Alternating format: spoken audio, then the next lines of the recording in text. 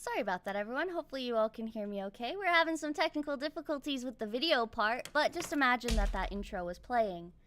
Hello, I'm Kyles. In a second, I'm going to introduce our cast of Reverie, and we're going to read chapters 58 and 59. If someone could let me know if the stream is actually attached to the right one, that would be lovely.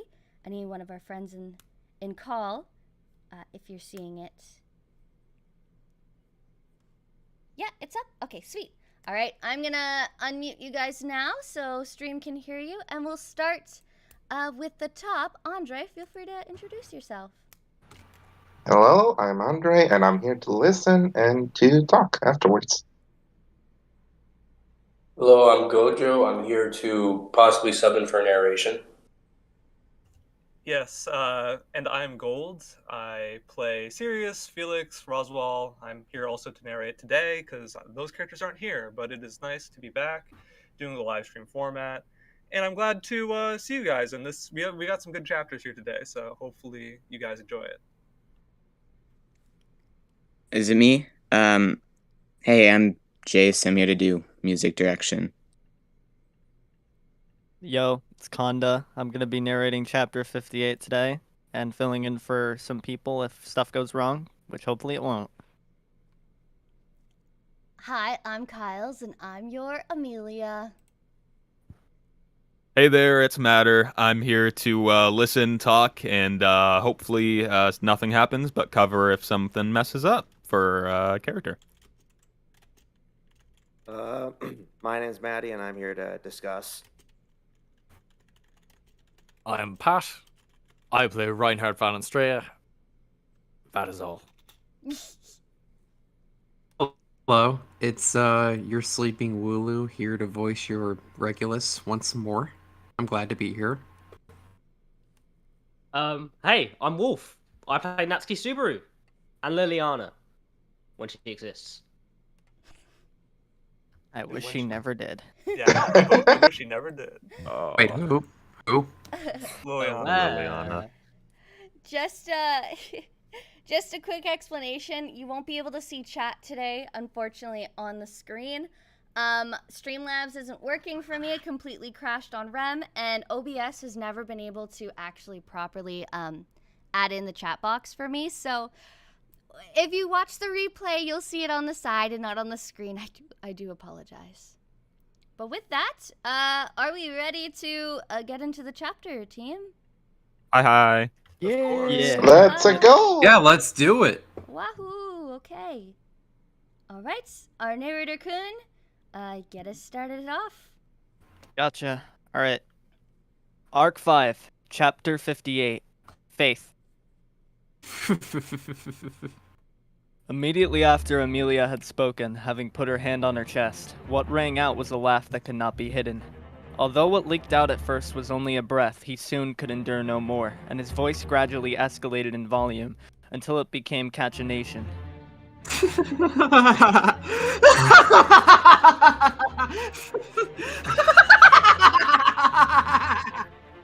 Straightening his back, Regulus laughed loudly as if he had heard a great joke.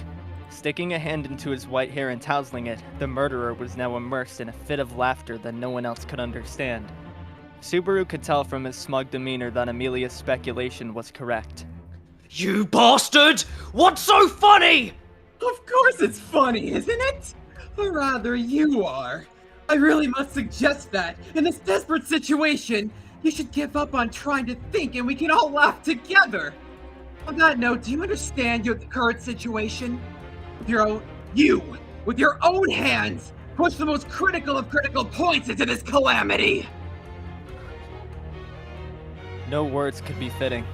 Only in this moment was Regulus's reply so perfectly reasoned that it could be met with naught but speechlessness.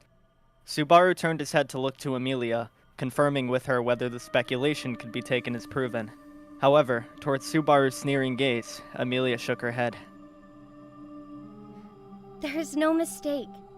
I've had the microspirits confirm, and I can feel it myself. Inside me, there's something extraneous that doesn't belong to me.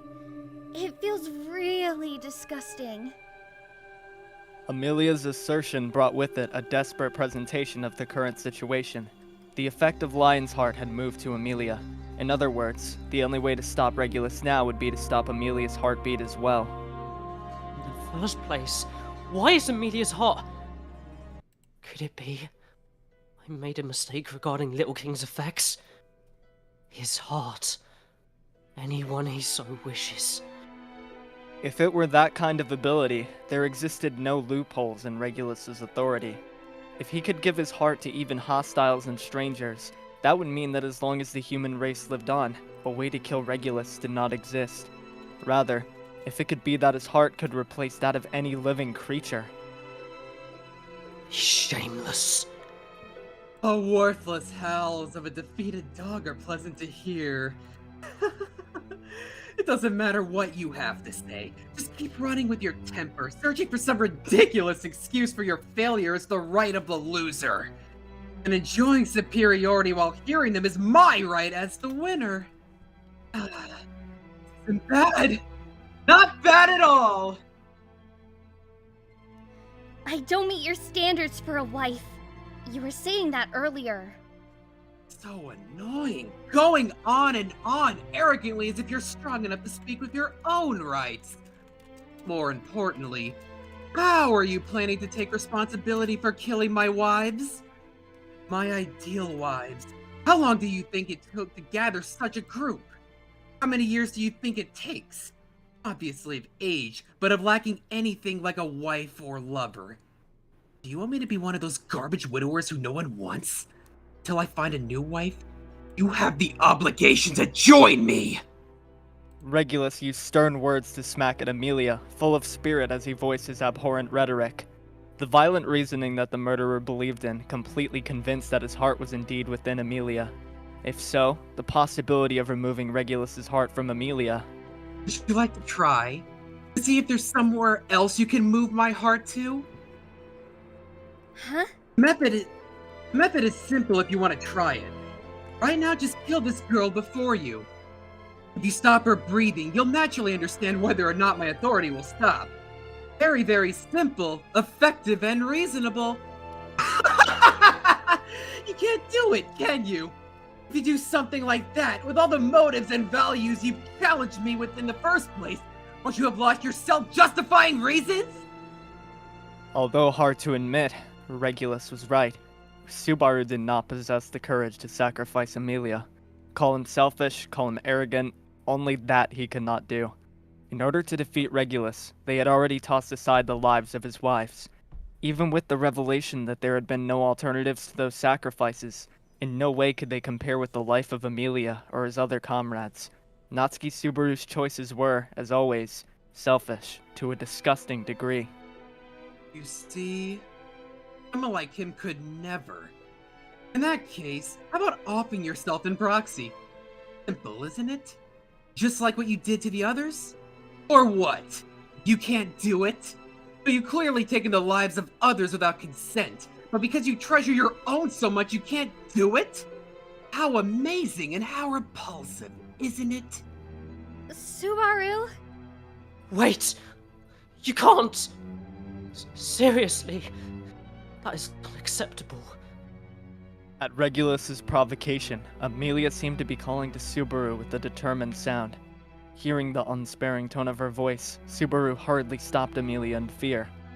Even if she gave in to the provocation, surely she would not immediately make the choice to abandon herself. However, Amelia had already done a good job of choosing the worst option if she did not have the means to win. And so, Subaru had only the thought that he would absolutely not choose this path. In that case, they had lost. Calling Amelia's name had only stopped her, but he could speak no words. Then, in that case, we're about ready to draw this to a close, aren't we? Although keeping a filthy woman like you isn't in my interest, for the time being, I'll compromise. Before finding my next wife, you'll join me for a bit. So, I'll just have to kill this guy. He's already infringed on my rights to this point. Ah, that's right. So, why did you laugh earlier? Before Subaru, who clenched his teeth, Regulus happily turned the corners of his mouth upward. A torrent of mana welled around Amelia as she planned to make her own decision. At the same time, Regulus, not caring at all, laughed. You're that guy, aren't you? That loud voice in the city that yammered on right before my wedding? Killing a single Sen Archbishop or whatever? What a joke, right? Condolences if you really thought you could best me just because you killed that disgrace. That man, both before and after becoming a Sen Archbishop, was never accomplished anything. Has always been a damned fool. Regulus, standing and giggling. What his words referred to was, without a doubt, the madman Betelgeuse Romanicanti, who Subaru found abhorrent as well. Betelgeuse had been the worst kind of lunatic, with no redeeming qualities. He felt not a shred of goodwill for the lunatic, instead hating him down to his bone marrow, and would never spare him, even were he to come back as a ghost. But nevertheless, seeing the Sen Archbishop ridicule Betelgeuse, who was supposed to be his comrade, and Subaru's heart grew in terrible and primitive feeling of unpleasantness. It compounded further into this extreme situation, with the possibility of defeating Regulus, with Amelia's life and death at stake. Then again, Betelgeuse should have been a loathed, lunatic opponent, mad blood-stained laughter appearing in his mind. While thinking back on him, he lifted his face. Then something felt as if it had begun to stir within his chest, and he seized it, swallowing his breath. Could it be that something like that was also possible? Could it be done? Incomprehensible. Strictly speaking, no one could guarantee the possibility that had appeared within Subaru's mind. Just like bringing an empty table to a negotiation, or rather, it was closer to being the product of Subaru's delusions, merely Subaru's own feelings. But that was precisely why. That was precisely why only Subaru was able to arrive at this possibility. That notion now, based just on intuition, even a god would not know if it could succeed. But Amelia. feeling the mana that seemed to have risen to its limit, Subaru called to her. Amelia remained silent, only revealing the realization of a tragedy. Nevertheless, deep in her eyes, a hint of emotion flashed through. That was her expectation and trust in Subaru, who watched her. As if to lend support to those feelings, Subaru asked, Amelia, Mm-hmm. can you completely trust me Mm-hmm. and leave everything to me? Yes. Her response to this question came simply and without hesitation. Amelia placed a hand on their chest, and for the first time since returning to the battlefield, revealed a smile. I believe that Subaru can do anything. Ah, damn, how despicable this was. A girl who he liked treating him with unflinching trust. How could he fail? Whether holding tight with hands or biting teeth with teeth, he was not allowed to fail here. Subaru slowly breathed deep, then slowly released the breath, then glanced toward Regulus, who watched them in silence. Regulus did not obstruct their conversation, just waited leisurely with arms crossed. Aren't you a bit too relaxed? Aren't I usually relaxed? Any trace of failure and the like, not even a speck remained. Regulus had revealed all his preparations and wanted to slaughter Subaru. In truth, Regulus's authority, Lion's Heart, was perfect. Even after its mechanism had been clarified, victory was still placed somewhere nigh unreachable.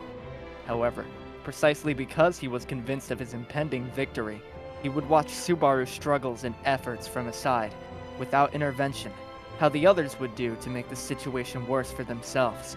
He had no idea what was happening. And at that point, it was the same for Subaru himself. If Beatrice were here, there might have been another method. If that intelligent girl had been by his side, there certainly would have been a less risky way to win. In the depths of his chest lay the connection with the girl who was his comrade. Certainly, after all this was over, he would be in for a scolding from her. Not being scolded wouldn't do. So now that he was alone, recalling the times when he had been alone, the memories remaining within his chest, those were certainly not ones which brought happiness, awaking only an initial landscape of terror and agony. Subaru, do it. Amelia's call became strength for him to make the decision. Subaru violently seized his own chest, rousing something within him that was truly difficult to consider his, concentrating his consciousness on the center of the whirlpool where this chaotic black force swirled, liberating it. In this moment, he would call it what it truly was. In order to have the murderer who had insulted the lunatic understand what was about to happen, only this once, this power inherited from that abhorrent madman. Come forth, unseen hand! Invisible providence, or rather, unseen hand. The force that surged through his body, Subaru defined as the power of a witch, had its origins in the witch factor. He had heard from Echidna in her dream citadel that he had gained the witch factor upon killing the madman Betelgeuse. What detriments it had yet were unclear though. However, the power which had bestowed an invisible magical hand to Subaru undoubtedly had its origins there. Therefore, until now, Subaru had never sought to use the witch factor as his own source of power. The nature of this power being similar to that of that madman's was because the witch factor of sloth inherently held this nature. That was what he believed. He did not even want to consider the possibility of Betelgeuse running amok within him. But if that were the case, then what was this feeling? Echoing, lively, silently cheering from inside Subaru. Cheering for being called upon. Cheering for once again being able to use its power. Cheering for being requisitioned, being able to fulfill its goal. And then was only an unspeakable, incomprehensible joy. Accompanying that liberation of power, that happiness and appreciation, as well as that feeling of gratitude. These incomprehensible waves of emotion were in no way a problem that Subaru himself could solve. Accompanying Subaru's loud scream was Regulus's own astonished cry as he looked to the sky. He should not be able to see it, because this was an invisible magical hand. This dirty trick, perfect for assassins due to its invisibility. Regulus had showered it in insults, scorning it as insignificant and a failure. Furthermore, yes, it was nothing more than a watered-down version of that failure of a power. Only one in number, with an incredibly short range and too many unknown factors. As the key to breaking through this situation, there should be a limit to unreliability. The first step of summoning the magical hand had been passed. Starting now, he would move on to the unknown second step and the final third step. With his own consciousness, Subaru commanded the fingertips to take action, infusing his own intention into the magical hand that seemed woven by shadow. Amelia! And once again, he confirmed whether she was ready, looking to steel himself.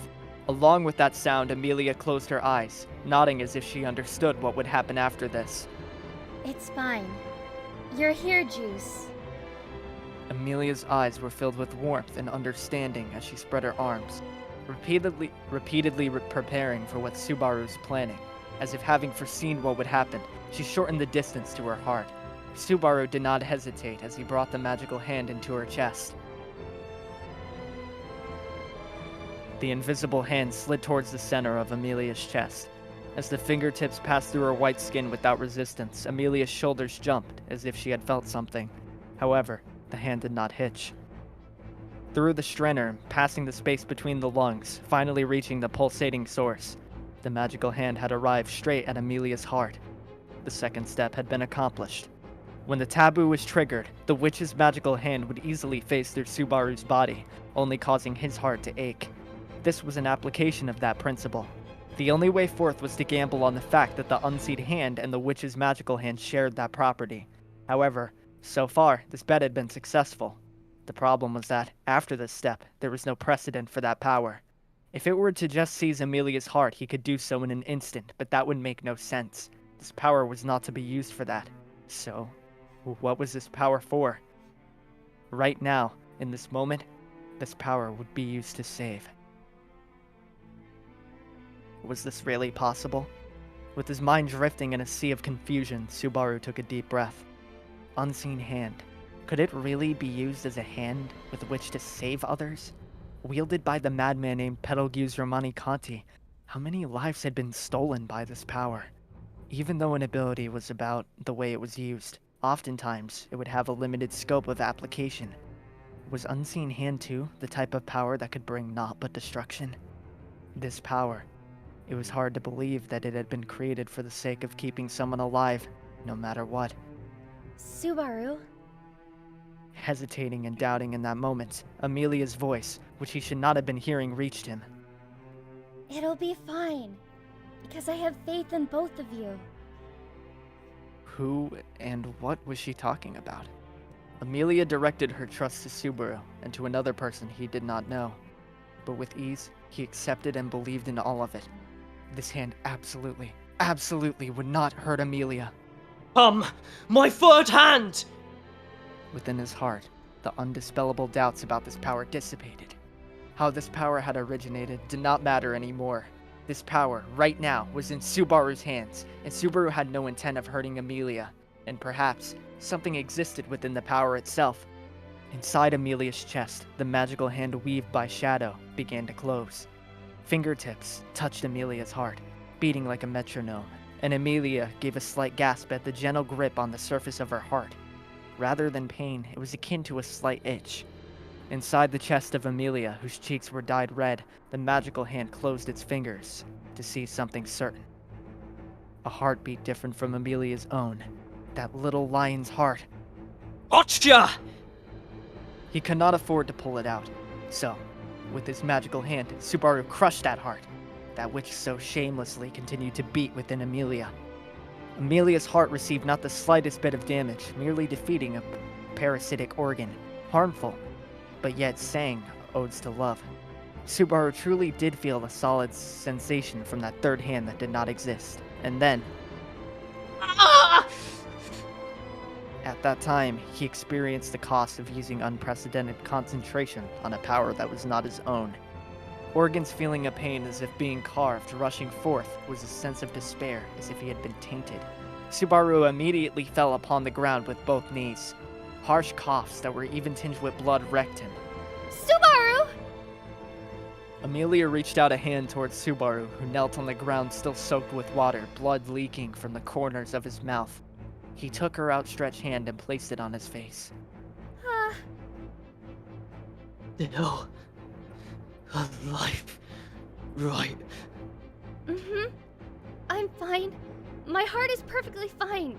Still beating inside me.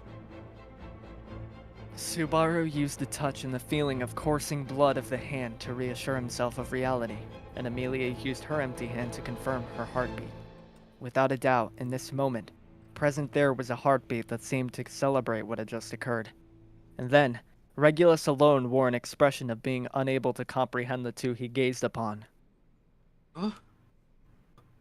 What happened? Suicide or those around you? Or something only those involved with you can understand?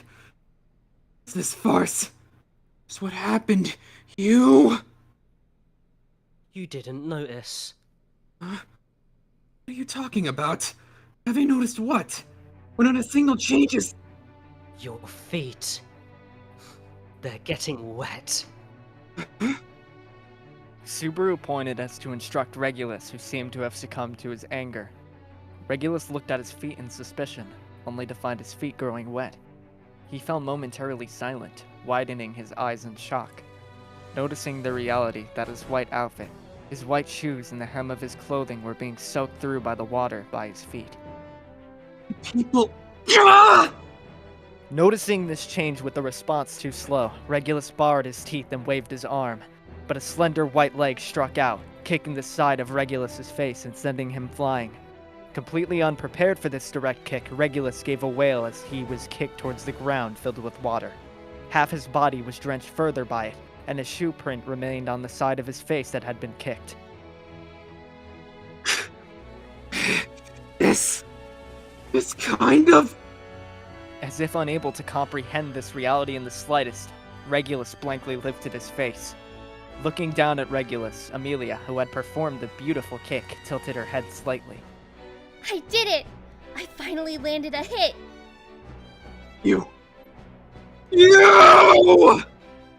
Amelia's short sentence, being filled with a sense of accomplishment, made Regulus's face grow redder and even more agitated. Using the motion of standing to gather water, Regulus scattered droplets of water at Amelia. However, the pain of taking the kick prevailed, and his posture collapsed, the bomb of water flying in a completely wrong direction and instead leaving him wide open. Ice brand arts.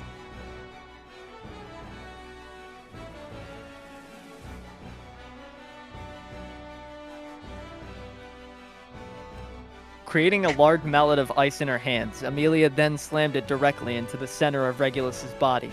Receiving a swing that caused his bones to creak, the body of the murderer rolled on top of the water.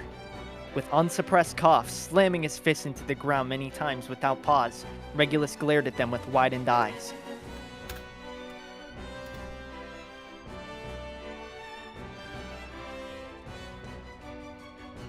Why? People like you. How? What? Why? To the authority of greed. Am I right? If you looked at all that and still haven't figured it out, it'd be useless to explain it to you. Well, it's simple. A very simple thing. As he pitied Regulus as the latter screamed, Subaru endured internal cries of agony from his organs, revealing a sneer, revealing a smile so vicious that it wouldn't even lose to Betelgeuse's. You were played by your opponents while you ridiculed them so much.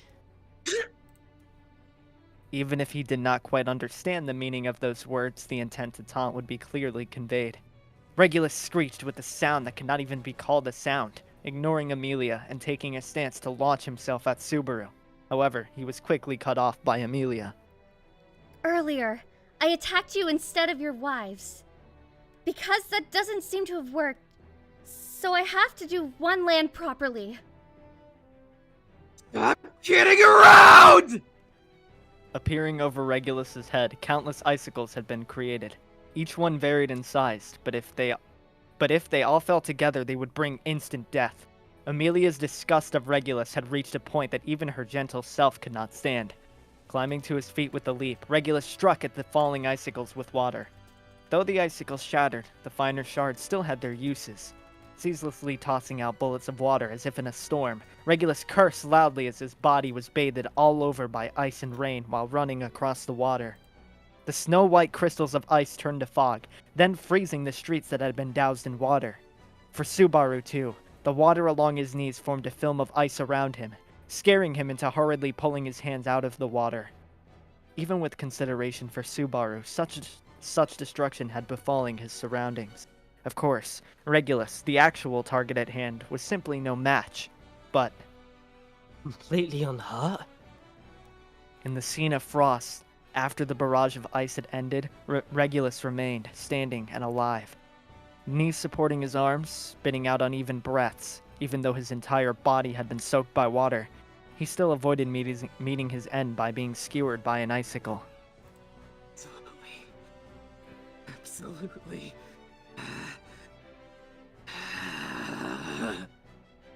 Taking deep breath after deep breath, Regulus clutched his chest. Looking at that demeanor, Subaru understood.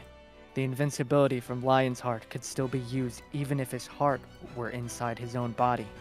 However, if you stop time to become invincible, you also have to stop the heart inside you.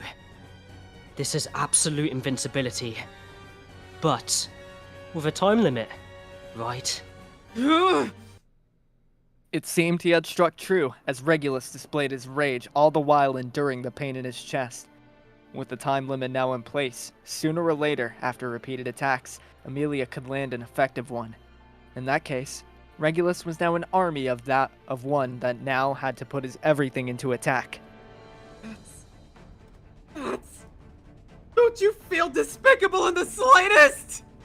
Regulus pointed a finger at Subaru, the latter analyzing his opponent's strength. Additionally, he then pointed towards Amelia's direction, looking back and forth between the two of them.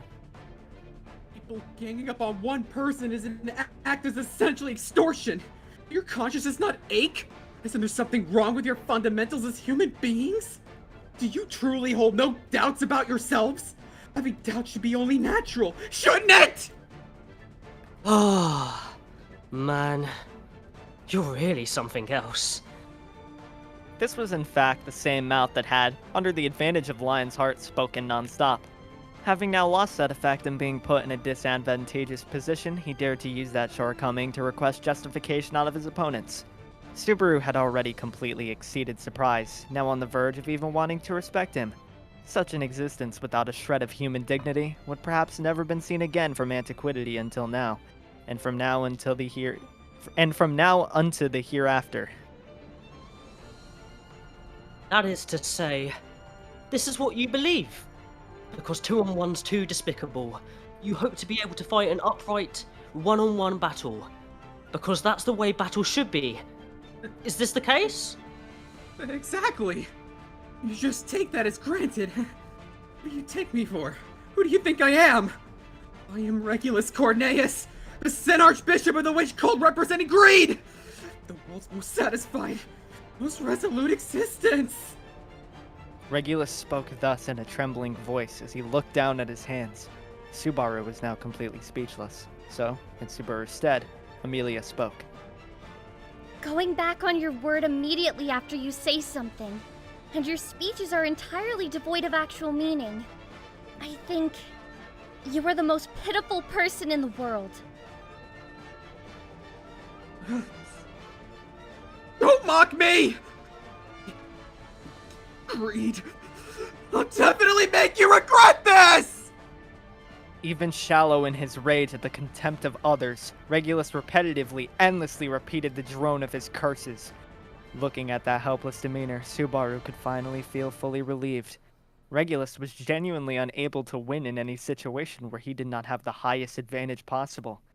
If he could use Lion's Heart for even a brief time, he still had a chance at victory. Clearly this was the case, but upon seeing a little bit of difficulty, he would immediately give up on the proverbial game without even bothering to look at the whole board. Scorning progress in life will lead you to fall down in unexpected places. Oh, nothing. Talking to myself. More importantly, we'll accept your challenge of one-on-one combat. That's more like it. That's how it should be. Of course, a knight would not let their liege step up first. Smoothly going on board with that convenient tale, Regulus immediately attempted to attach conditions that gave him further advantage. Between Subaru and Amelia, their level of combat needed no comparison. As long as he first killed Subaru and caused Amelia to waver, there was hope for his victory. Straining that mind of his that did not exist in the first place, that conniving result seemed to suit Regulus's taste perfectly. However, if he wanted to best Subaru in terms of unrelenting perseverance, he was hundreds of thousands of years too soon. Finding a chance to win in a situation where victory was impossible, this was Subaru's truest way of fighting. In terms of determining victory or defeat, the match between Regulus and Subaru had already begun. Indeed. Having a night battle is the righteous way. In that case... So, now that it's come to this again, I'll leave the rest to you. His feet still submerged in a shallow puddle, Subaru spoke after exhaling deeply. At those words, Regulus tilted his head with a... Huh? However, Subaru's words were not meant for him, but for him. Ah, I see. The one-on-one duel you have proposed. I accept it as a knight. Responding was a flame. In these flooded streets, a young man who caused not a single ripple as he strode across the water in approach. He, contrary to Regulus and his inexplicable mystery, possessed protections bestowed by the heavens on those they loved. Of the kingdom of Lagunica's royal guard, from the lineage of sword saints, Reinhard von Estrella. Standing before Subaru and Amelia, the knight who had reported his name pointed at Regulus, his sword sheathed. That demeanor of denomination was an invitation to begin a one-on-one duel. That was something that even the bow hunter Elsa would respond to. The well-established declaration of a duel. In contrast, Regulus stood, stretching his hands before him. Wait. This isn't normal! The Sword Saint would not show him any trace of tolerance, as someone who defiled the sacred duel, the very definition of a warrior. The opening blow came from below Regulus's underarm, vertically slashing across his body. Regulus had not even the chance to cry out before being slammed far into the sky. Before his eyes was the demolished city of water. He had been sent flying into the sky to an altitude such that he had a panoramic view of the entire city.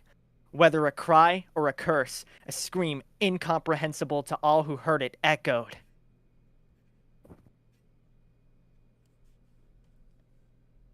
And that's the Gotcha. chapter. That's the end. Great job, everyone. Ooh. Holy moly. That was so good. Great job. I am so sorry my mic cut right at Ice Brand Arts. I am so pissed. but Happens it's to the okay. best. Do you have speak to talk on? Push to talk? No, I can't do that with the amount of back and forth I have to do with watching stream and making sure I'm checking all the channels for your little messages. So I see. can't actually activate it. Ah!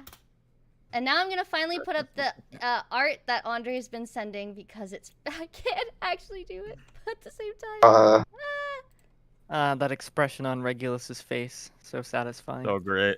It's so good. Such a great piece of art. Oh, Man, gosh. Lulu, I gotta say, all your line reads were great, but especially, I don't know the full line, but when you went, exactly, the way you said that, oh my god, bro, that was fucking spot on. That You desperation. are absolutely killing it. I just want to say that. Yeah. Amazing. You are Yeah. absolutely rocking it. Thanks. I think I started waking up more as we gone through the reading. Yeah, like that was my kind of idea with Regulus, and I even like read it, and I think one of the lines that the narrator reads succeeding that line, but at this point I just saw that Regulus was kind of falling apart, and now he's kind of looking like a baby right now in front of Reinhardt. Little baby man. Little baby Like man. he literally got ping pong into the night sky. Yeah, Pat, just go easy on me, okay? No promises. Put me down easy. I am going up against a legendary sword saint. That is true. Yeah, as soon as Reinhardt appeared, I tried to make my narration as hype as possible. Understandable. Oh god. Oh So yeah, do you god. guys want to talk about the chapter a little bit? Yeah. By Can I'm I- very Poor surprised Jace. that. Can I just say that I think Reinhardt might be my favorite character in ReZero, just for that one scene alone. Because he's It's just so when he fucking cool. unsheathes that sword, dude. It's like he just, it all goes down. It is. I think he actually hit him with the sheath instead of the Yeah. sword. So this is Yeah, this is a little actually. detail that gets mentioned a bit more, but Regulus is so pathetic. He's not worthy enough to be drawn. Oh yeah, upon. that's actually So- really smart. How to bring One Reinhardt thing in, but like Reinhardt not. does in those sort of situations is he literally use the sword in the sheath as a blunt force weapon. Yep. All you Yeah. gotta do is smack him That around. saint. We're gonna He Our has actually character never- is- He has never pulled it. For a character as Place strong mainline. as Reinhardt, I thought that was a really, really clever touch to bring him into the fight, but not make him too overpowered. Oh, My that's favorite just his thing is character. Oh. Well, even though Regulus is broken as hell, but no. I think one of my favorite aspects is the fact that Reinhardt and Subaru are on such the same wavelength that literally he's like, oh yeah, I've prepped this scenario completely for Reinhardt to just come in and save the day and make him look really cool. Yeah, he definitely did. He definitely. Yeah. Speaking Yeah, of really? Reinhardt, speaking of Reinhardt, I gotta say, Pat, I love how you bring Reinhardt to life in these readings. Like you're honestly, you're like the definitive Reinhardt, as far as I'm concerned. I agree. Those are big Yeah, words. same. Agreed. You bring a But, very regal thanks, Ed. presence to the performance. It's very good. I think thanks. regal is the right word. Yeah, no, for sure. I like how even though Reinhardt is like he's going through a lot. We don't know fully, right? But when it comes to how he perceives a knight, and it was like in the narration, his resolve is set. I really like that. He knows his knightly duties and how This one is- should. Yeah, this is his ultimate ideal that he lives up to all the Yeah. time. He Yeah. can put it on easily. He can always be Mhm. that hero as long as Yeah. somebody wants him to be. And Yeah. who better to be a hero for? Not for the knights, not for the kingdom, but for his friend. Mhm. He's more than happy to be that hero. Yeah, I really like that about him. Speaking And I of heroes, what about Subaru's hand taking out the heart? Right, yeah. Sorry, my Yeah. brain just stopped there. Second time you use Invisible Providence? Yeah, so this is kind of when you learn a bit that we already knew that Subaru's Unseen Hand or Invisible Providence was different to Petal Geese's, but it is now for sure confirmed that it has different properties. Yeah. Like Petal Geese's hands could not like phase through things, whereas Subaru's can. Yeah. Definitely because of the different idea of application, and also because he has experience with someone squeezing his heart. That is true. Yeah. They are very similar to Satella's. Which you think that is which? Yeah, it's interesting that his is different in the way like it's very more similar to Satella's ability to crush his heart due to the phasing ability. I think it's supposed to fit the user's personality more. Like, it's Well, supposed to yeah. be a representation of who they were before they got the witch factor, you know? Or who they are now, I should say. I think with the application, it comes to the idea that with the realization Subaru comes to, it's kind of like the idea of I can use this as a tool to save people.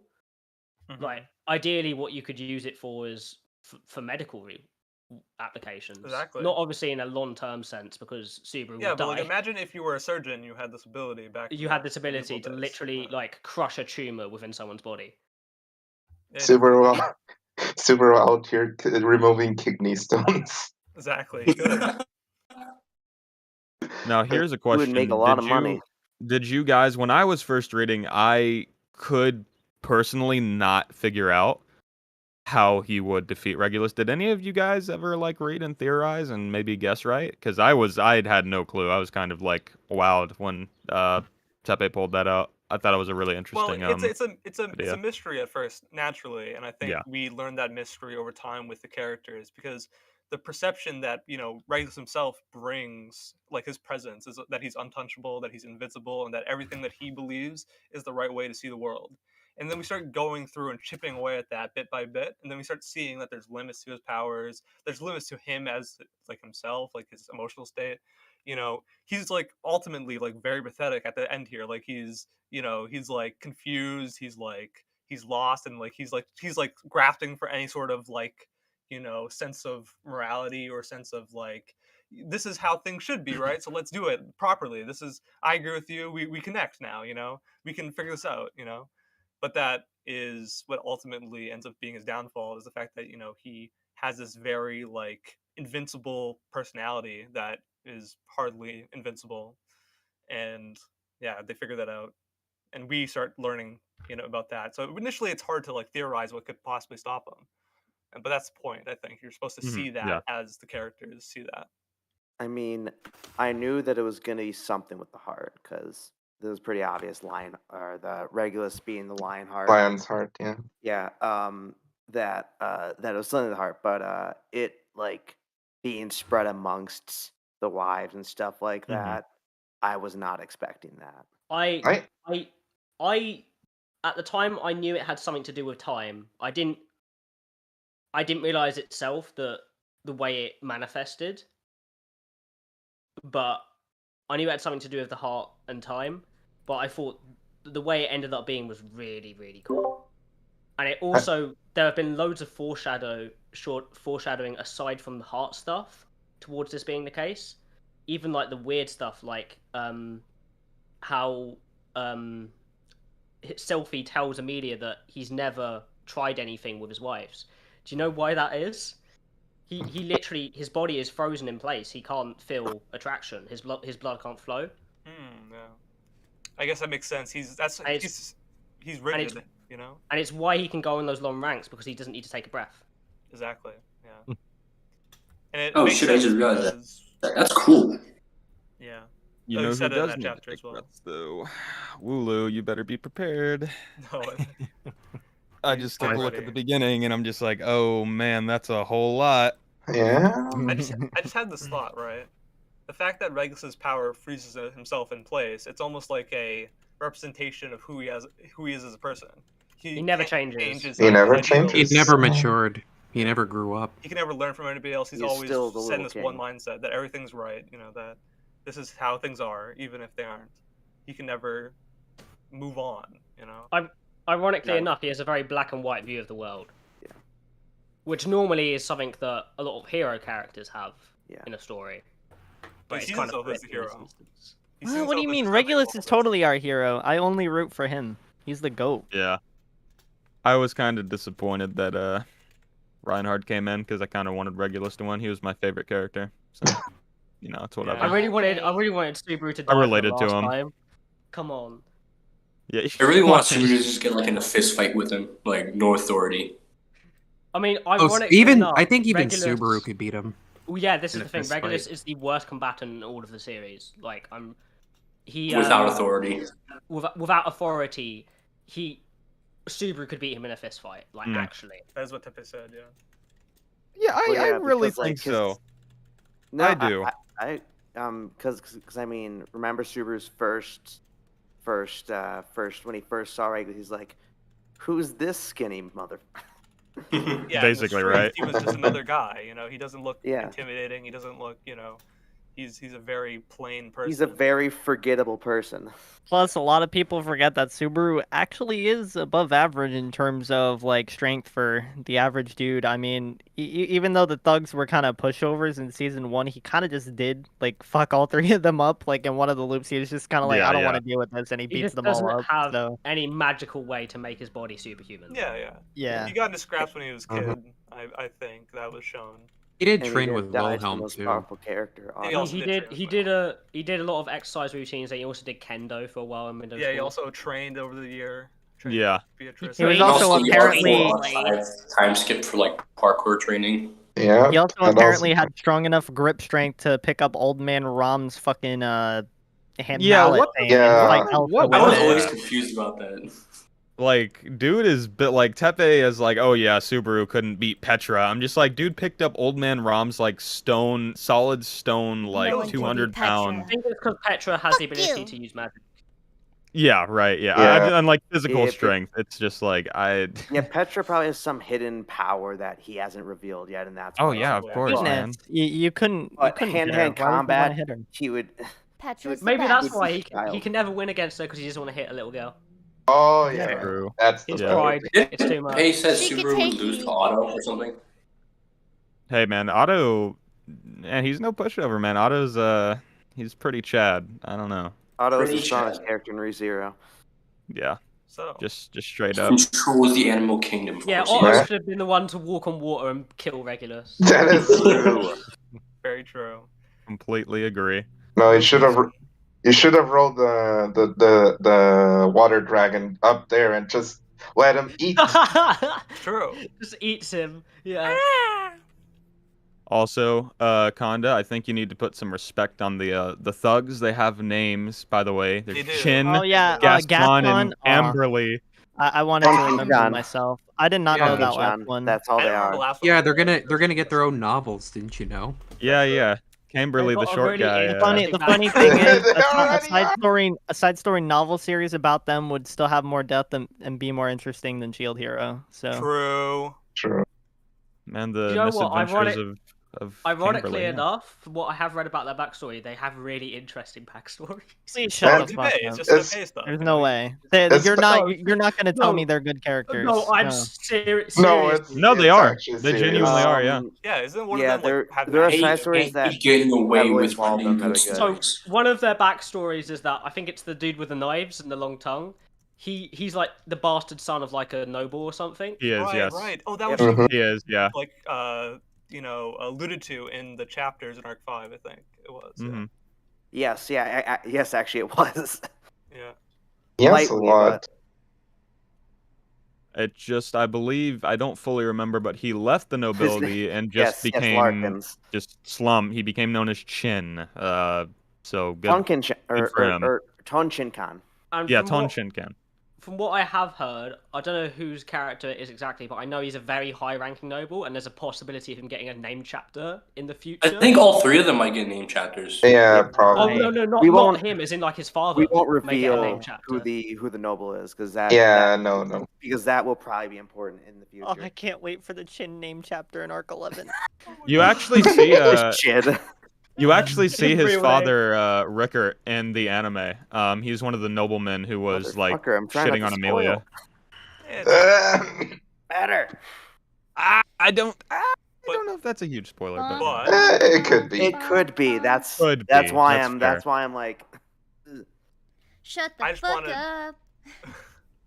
I just wanted to say, how about the fact that, in a way, Beetlejuice saved Amelia like he always wanted to Juicy juice. this time around. And also, Subaru and Juice both saved her at the same time. The only people that, like the two sort of male figures in her life finally helping her out. I think that's sort of like a neat connection they both share that they don't realize that they share, both Juice and Subaru. So that's cool. Ironically Guessing enough, that Amelia knows that only male character. Subaru has Are a you doing that ability. to Arch? Are you doing that to Arch? Oh yeah, Arch is there. You're right. Yeah, my bad. You mean Puck? Oh, yeah, I was literally about to say, what about the most important? Fuck?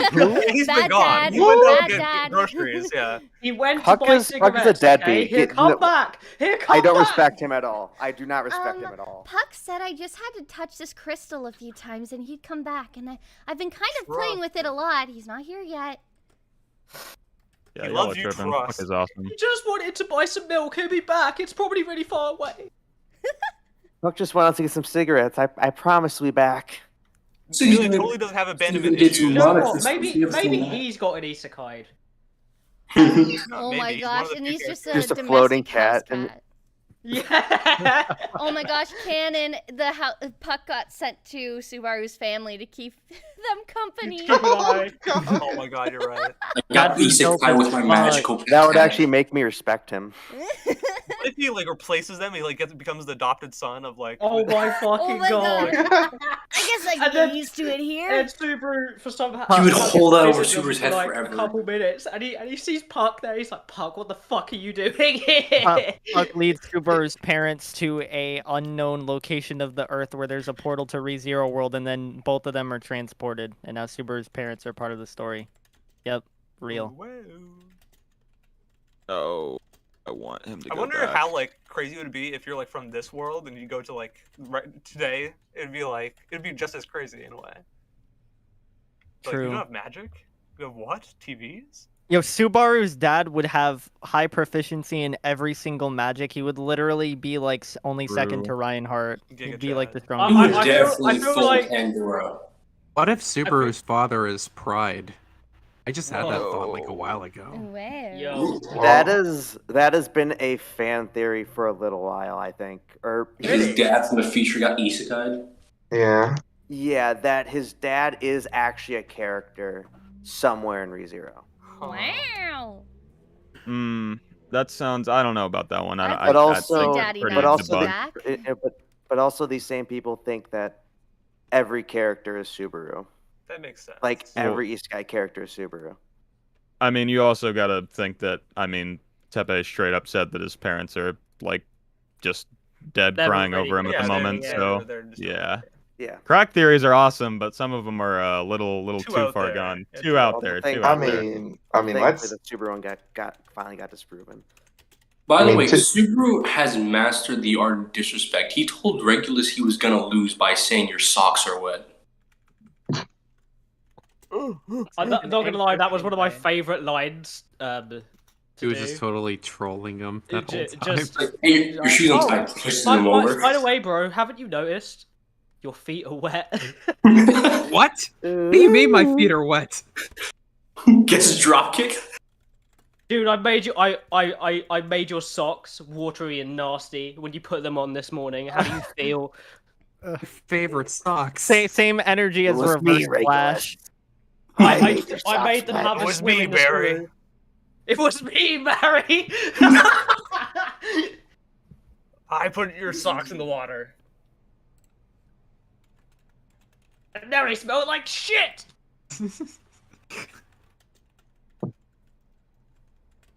Now I think about it, Regulus probably does a bit body odor, does he? He probably No, doesn't. no, We because don't need to I discuss think because he's this. been frozen. I don't think it happens. I would assume since he's always frozen. Yeah, he doesn't need That'd be sweat. nice. no. You retain the smell Oh, because you're frozen. So when he got his powers, he just retains his smell That's the real from back reason all then. wives Okay. hate him. He smells. If At least Amelia that- kicked him in the face, does that mean now she smells like Regulus?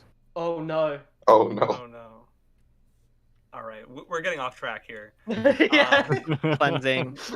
Okay, so how Those of ready us are we in for next chat, by the way, if you want to take a look at staff general chat to help suggest some titles for Jace to queue for a little backstory while we chat and kill time, that would be lovely. Yeah. Well, as for me, the only Yo, ReZero OST I listen to is the openings and your voice, and that's it. So I don't Your have any voice is input. always solid. The only one I listen to Yeah, is I don't know the name of any of the tracks, so I don't That's think I can okay. help Fake them. fan! Fake fan! is the I like. Oh, no. Neither we, I've been it's fine. fine. I liked one of the ending themes. I liked one Make of the ending noises themes. for the song. I remember. That sounds about right. Oh, that, Gets yep, copyright that's strike. Just play Mythenroid. It's all good. Yeah, get copyright struck. Yeah, absolutely. Let's just ruin the track we already have, folks. Will we get struck and if I go? No, because it's a cover, technically. It's a really good one too. Yeah. No, that's that comes. Katakawa, no. We flagged. I don't think Katakawa I'm does telling this you, flag they for think music. we're a threat. Just for images. Because Katakawa's like, these guys are I too think music good. is We gotta actually shut them owned. down. Because I think the music's actually owned by the person who made it, Yeah, I think and so. they don't care. But isn't it licensed still? No, because from what I remember correctly, nobody has ever been struck for the music. It has always only been images or video. The only one that No. gets struck is the Chains of Memories, I think. And I think Call of the Witch gets struck as well. Yeah, just because of the It's very audible. Yeah, they're And I'm too assuming proud that of the have a Myth bit and of Roid vocal in ones it, that's get why. copyright because Myth and Roid. Yeah. They're too proud of that fucking sound. All They of don't the want anyone using it. openings. Ooh. We can use Oh yeah, by Follow the way, Giga. Wooloo, if you need someone to tag in if you're about to die, just do a chicken scream, all right? I think they'll take you up on that if I have to. No, Alright, you that- got this, That'll be here Lolo. for you, I think. Yeah, I One think time I think and then I'll be never again fine. for the rest of your life. That's all I'm saying. That's all I gotta do, Willow. Well, hey, I told you we were gonna review those Snicker bars, man. Like this is it. Do you have enough water and tea next to you, Wooloo, before we get started? I have like 2 jugs of water. I think I'll be okay. You got this. Listen, Lulu, all you need to do is pull a chase. You just do that All you one. need to do is believe in yourself. Express Power yourself. of belief. Love most powerful. yourself. I believe in you, Keita. That's what plays during Regulus rants.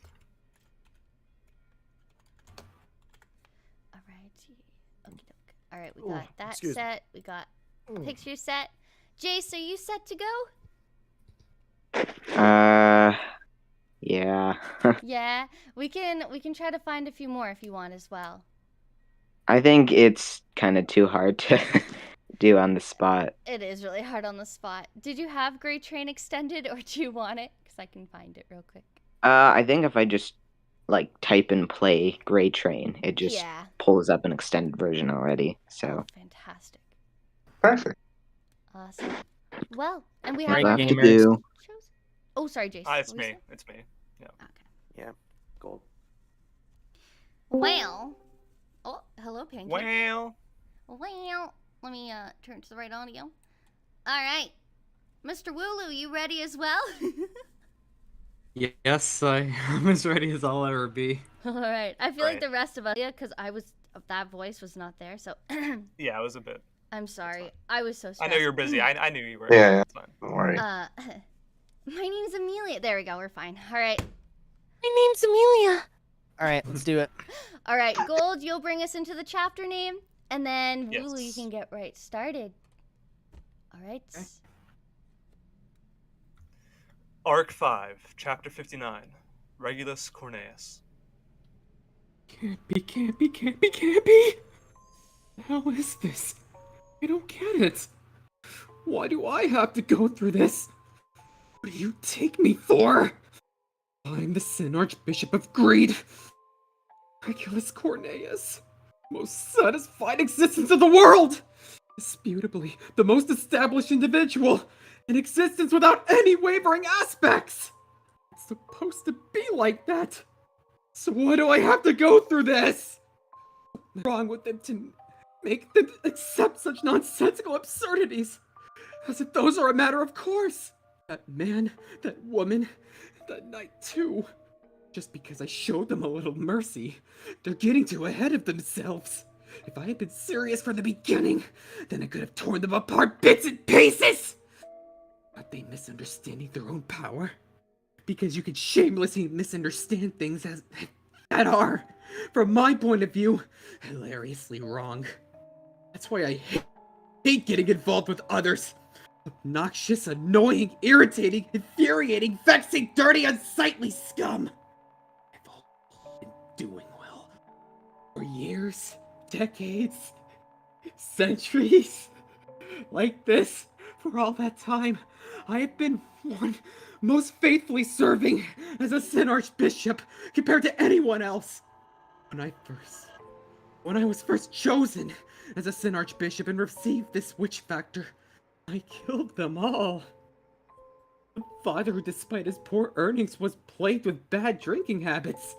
The mother who prattled on endlessly, complaining day and night.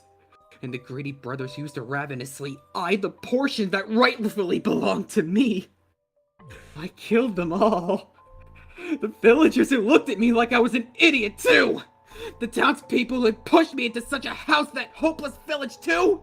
The inept heads of the country who had carelessly abandoned the village to the state in the first place too.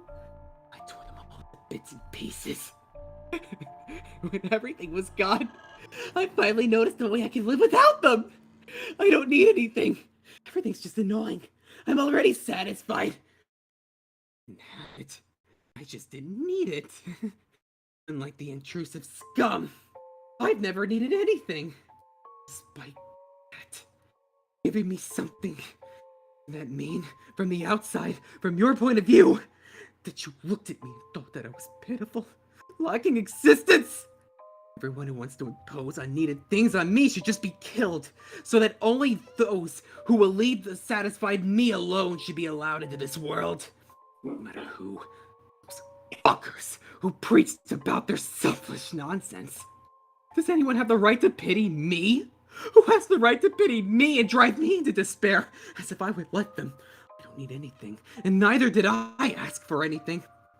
Father who, despite his poor earnings, was plagued with a bad drinking habit, and yet still occasionally brought gifts from me is scum better off dead. A mother who prattled on endlessly, complaining day or night while saying obvious things like apologies for troubling you is scum better off dead. The greedy brothers who, despite ravenously eyeing the portions that rightfully belonged to me, used to split their share when my food got spilled, are scum better off dead. Stop, you fuckers! Stop arbitrarily being kind towards me! Kind. It must mean that you think I'm below you, that you're looking down on me!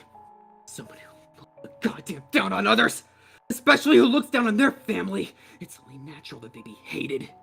It's natural that they be dead. It's not my fault. I've done nothing wrong. It's your fault. You pity me! Treat me like I'm pathetic and leave me all alone! Need a taste of what it's like to be made to feel like the most worthless person in the world. Surrounding me should only be those who don't pity me. Those who do pity me should disappear from the world. I hear laughter. You're looking at me, aren't you? You looked at me and laughed, didn't you? What's so laughable about me? What did you see in me that made you laugh? All of them laughing and laughing. A bunch of powerless scum who are only good at running their mouths. Why does my heart have to break so much just because of them? Stand in my way. Don't obstruct me. Don't pity me. I'm not the pitiable one. It's you. You're the helpless and ignorant, but still filled with greed. You have to crawl throughout your entire life just to satisfy your incomplete selves. You're the pitiable and greedy! Different. I'm not like that. I don't want anything. Devoid as desires as I am. I'm better than your incomplete selves. The truth is you're jealous of me, envious of me. You admire me because you can't reach me. You're just running your mouth off. That's right. That must be right. It's so obviously right. Wait. Just wait. Stop. Don't look at me. Say my name. Don't even talk about me, good or bad. Just stop it. Don't pay attention to me.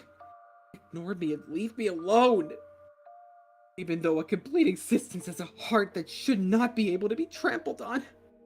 How come the likes of you are so insistent on interacting with me? I can't comprehend it in the slightest. Both you and I are different people.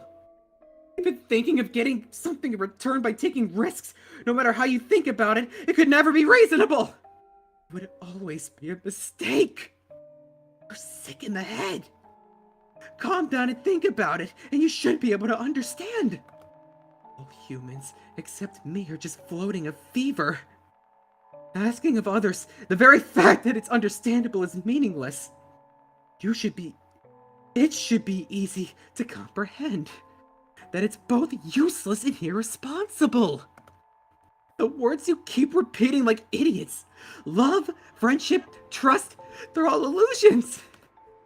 And the foolish idiocy reproductive activities are the utmost disgusting acts. I don't understand what it means. For what are you doing this? Whether companion, or mother or child? Although you may decorate with words such as family, there are entities separate from myself. And what does matter those things are dead or alive have to do with me? If they continue to live or die, I'd cease. If they're dead while I'm alive, then that would only mean my continuation. Love and affection only make it so that people cannot be independent. People are independent in the first place, out of concern for those who operate under such delusions. And because being looked down on others but is foolish, I found companionship by gathering good-looking women. And in order to not be betrayed by those I had chosen, I sought only virgins. What do you want from me? Don't perform such a selfless act, infringing on me to this extent, but still asking whether you can infringe on me even more. To think you've hit this point! To think your thoughts could be so twisted! Inflicting all this upon me, what more could you demand of me? Just what do I have to do to not be pitied? The most pitied person in the world. Or whatever! I'm not going to let a whore play to such vulgar greed to give me a reason such as wishing to be connected with the one she loves!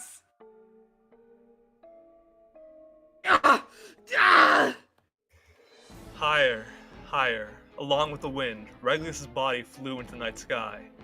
The instant that his underarm had been struck, Regulus had activated Lion's Heart and stopped his heartbeat to enter the state of invincibility. As a result, though the damage from the blow had been counteracted, Regulus panted, groaning as his vision blurred with pain. Regulus' stopping of time alongside his heart could last for 5 seconds maximum, although during this period he could hand Lion's Heart over to a wife without issue. Going any further would mean that Regulus' body would be unable to recover.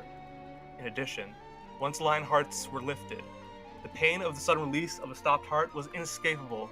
Anything like pain and suffering had not been experienced in 100 years, in some decades. Kidding. Painfully coughing hatred as if it were blood, the rising Regulus could no longer speak comprehensibly.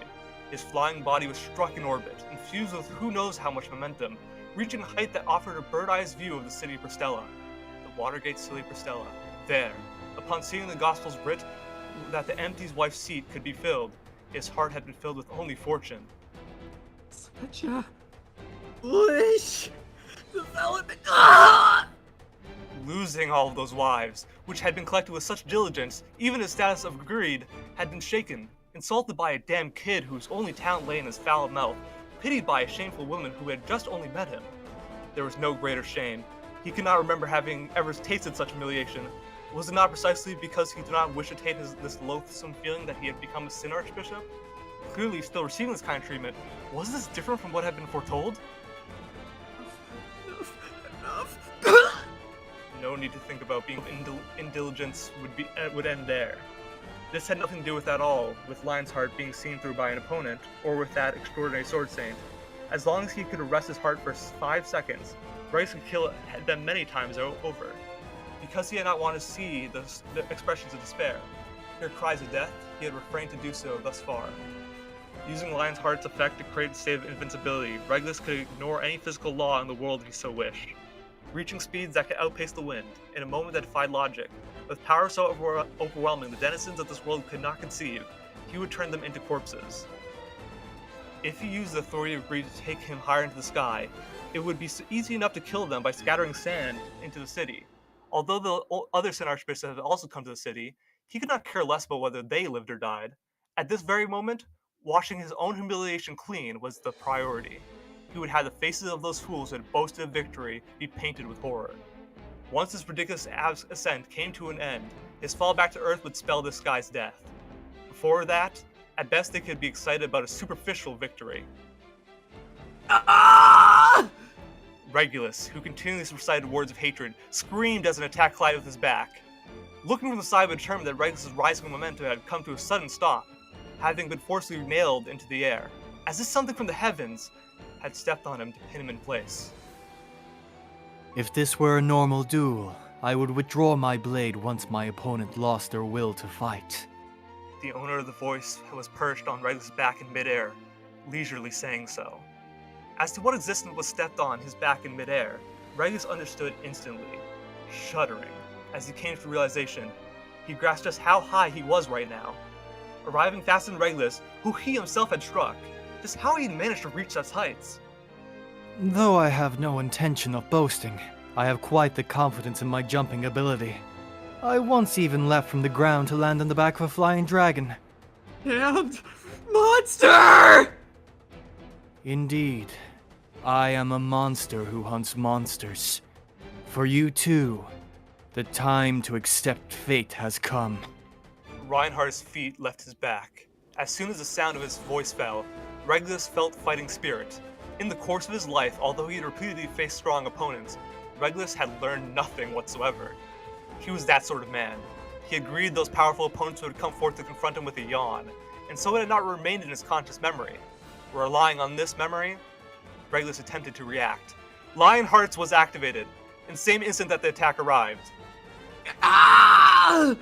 Toward the center of Regulus' back, Reinhardt swung his hand like a blade.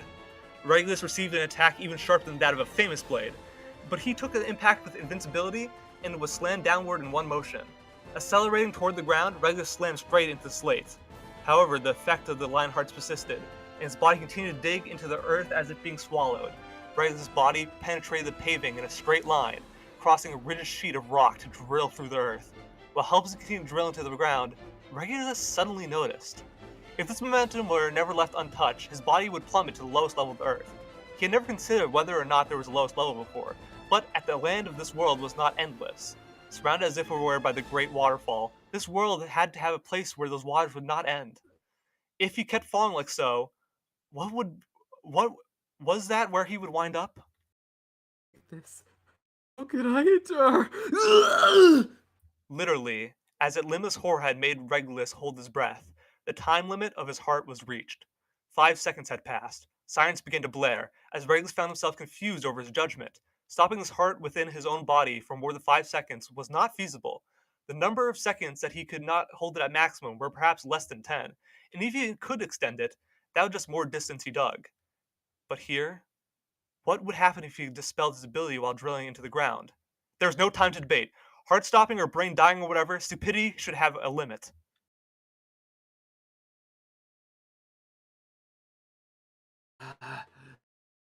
Gritting his teeth in preparation for the shock that was about to meet him, Regulus strengthened his resolve. Hearing the sound of his heart, which demanded to resume its beat, Regulus lifted the effect of Lion's heart, let go of his invincibility, and the laws of physics were restored.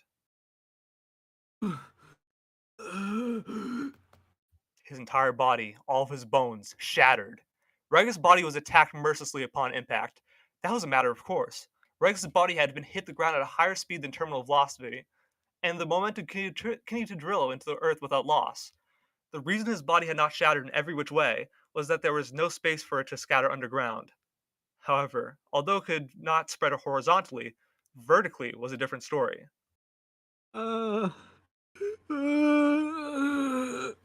With a hollow voice, tears of blood flow from Regulus' ruined eyes. The impact penetrated through Regulus' body, rendering it completely destroyed. Saying he had received damage greater than a shattered body would be no exaggeration. Even the organs within his abdomen had been twisted together. His originally impeccable white hair had been covered in blood and mud, and his lower abdomen had lost its function and freely released waste, having become incontinent. Existing here was a slab of meat which had lost human form. And what was most surprising was that the slab of meat still clung to life. Peerless persistence in clinging to life, or rather, this transcended persistence into a grudge. This was not merely someone with obsession clinging to life. Remaining was solely a grudge against those above who remained alive. This empty vanity fueled his struggle in such a condition.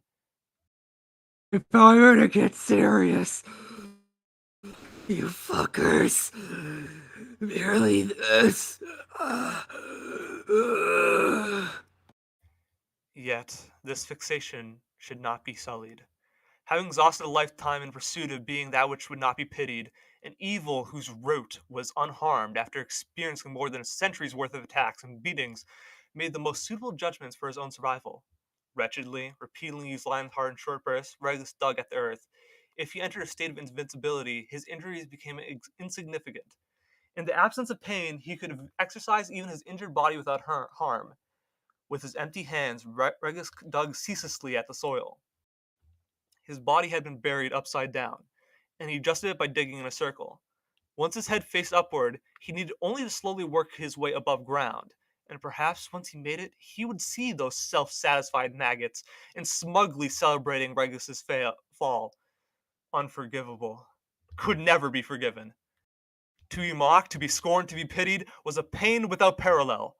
That such injuries were impermissible in life went without saying, and even in death could not be tolerated. Ah, right. Direct action was all that was needed. Both those who had seen him and those who did not. If he clearly did away with them all, no one would bully him anymore. If only he had done so at the very beginning. This time, he would certainly not make the same mistake. Returning to the surface, killing all three of them. That would be the end of this. No longer capable of making sound, Regulus turned his hatred into strength and continued to dig at the ground. When he made it above ground, he would be sure to save the sight of those guys pleading for their lives, especially the woman who had continuously scorned him. He would be sure to mock her in equal measure. The seat of the 79th wife, the one who she had been supposed to fill. Speaking of which, the woman who had originally meant to fill the vacancy was the elf woman living in the isolated forest, where the hateful Beetlejuice had been as well. Ah. He remembered. Now he remembered. That woman. Indeed, it was that woman. No, she had been a child then. The little brat who had been crying and yelling nonstop. When he had gone to retrieve number 79, the little brat from then had grown into a woman of today. He now understood the reasons for which he had felt inclined to fill the vacancy with her the instant he laid eyes upon her. A simple matter. Serving as a substitute for her mother, it would only be natural that the daughter would take up that position. That is the little brat of number 70.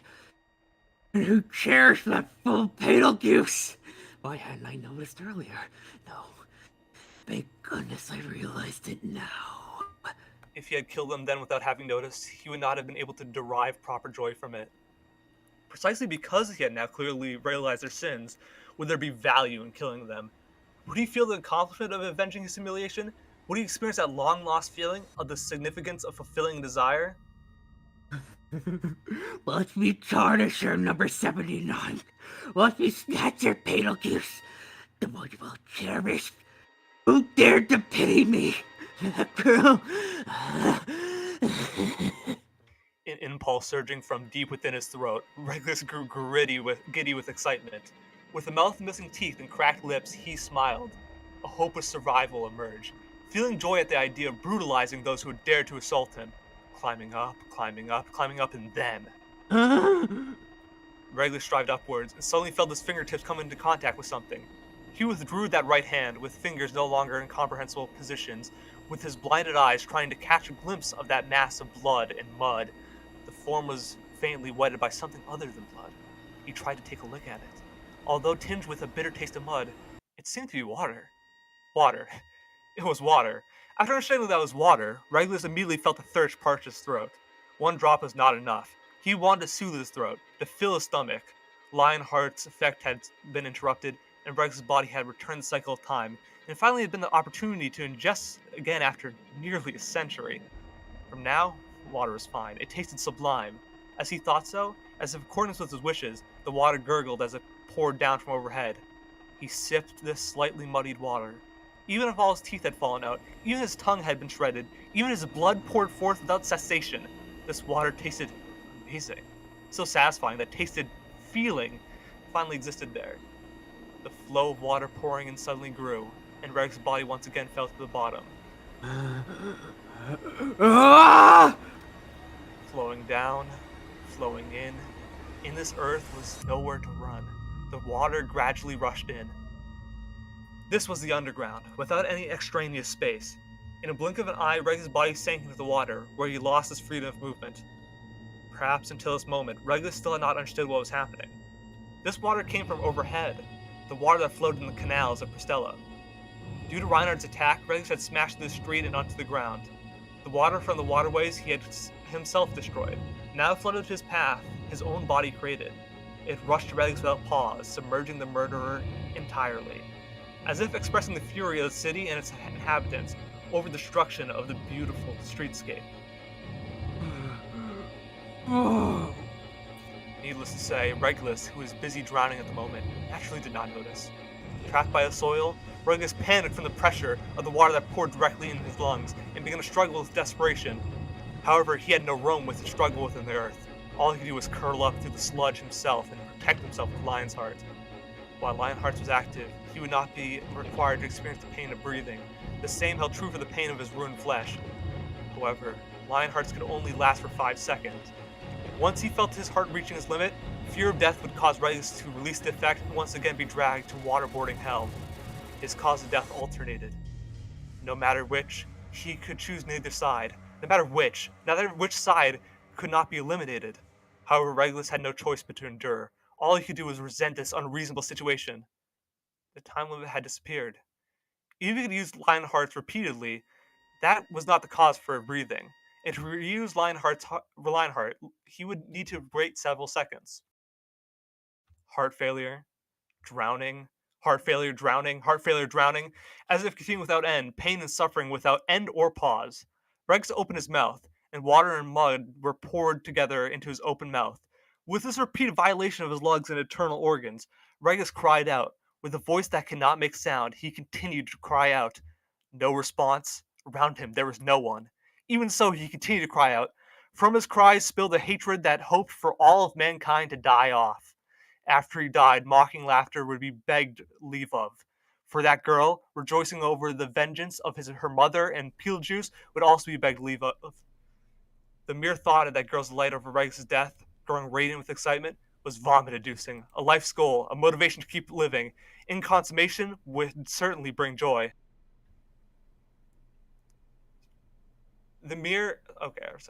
Her existence being moved by Regulus' death, giving off radiance. Say this was significance was unknown would be incorrect, because this was wrong, completely unexpected, unreasonable joy. The notion of satisfying that girl was unbearable. His death would greatly impact to the girl's heart. Regulus Cornelius shattered through the stone street and was buried in dirt. Toward the grave dug by the murderer's body, water from the Watergate city gushed voluminously. How deep the murderers had sunk was unknown.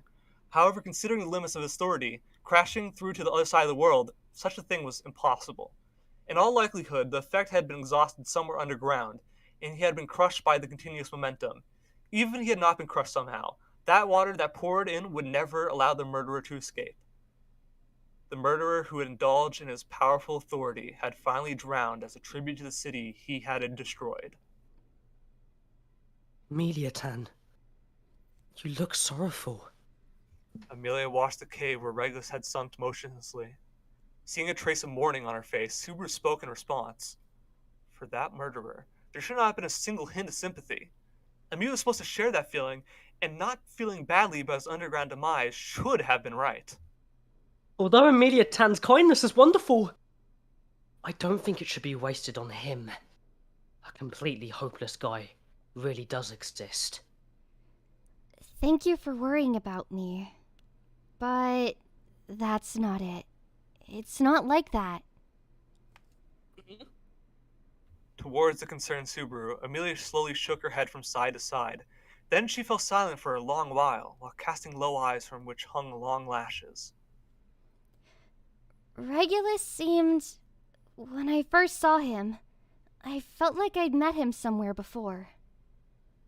So this wasn't your first meeting? In that case, when? That I can't remember. Faced with Subaru's question, she tilted her head in doubt. Miraculously, this coincided with the exact moment that a buried Regulus screamed. With a voice that could not reach, the murderer screamed for Amelia not to cheer for his death. Her mother's death and her benefactor's madness. He had been closely involved in both. To a young girl, this was perhaps a turning point that she could never forget, and so he did not wish for her to find satisfaction upon his death. Such was the murderer's dying wish, which had no way of reaching the surface. Regulus, just where did I meet you? Regulus Cornelius had left no impression on Amelia. In this ironic matter, it was precisely achieved. Yay! Good job. Yay. Good job. Good job, everybody. Good job, good job. Wooloo. Holy shit, Man, Wooloo. that opening. Holy moly. Holy shit. And then underground as well, the way you sort of Yeah. spoke as if you didn't have the teeth. Yeah. Man. As if you didn't have the teeth, yeah. That was great. That was incredible. I wouldn't even have thought of the teeth thing. Not even gonna cap. That's very very impressive. I was pretty sure that was all like an internal monologue, but I really just wanted to like kind of get Oh, across of how damaged yeah. she was at Yeah. that point. That was No, really I good. thought That's it. right. Yeah, I thought the same thing too. But it doesn't matter if it's internal. That was just cool, honestly. That was great. And I don't know, it may be a more not noticeable thing. The something I find kind of hard, like the sounds of you hurting were pretty visceral, like the the gurks and all that stuff. That was great. You really sold those too. That was fantastic. Thank you. I kind of like went hard on it, so I'm glad it worked out. It did work out very much. It worked incredible. Bro, okay? You okay, man? Yeah, I was winded by the end of that. I can understand. No, I do not blame you.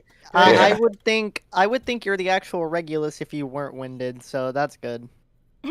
Nice.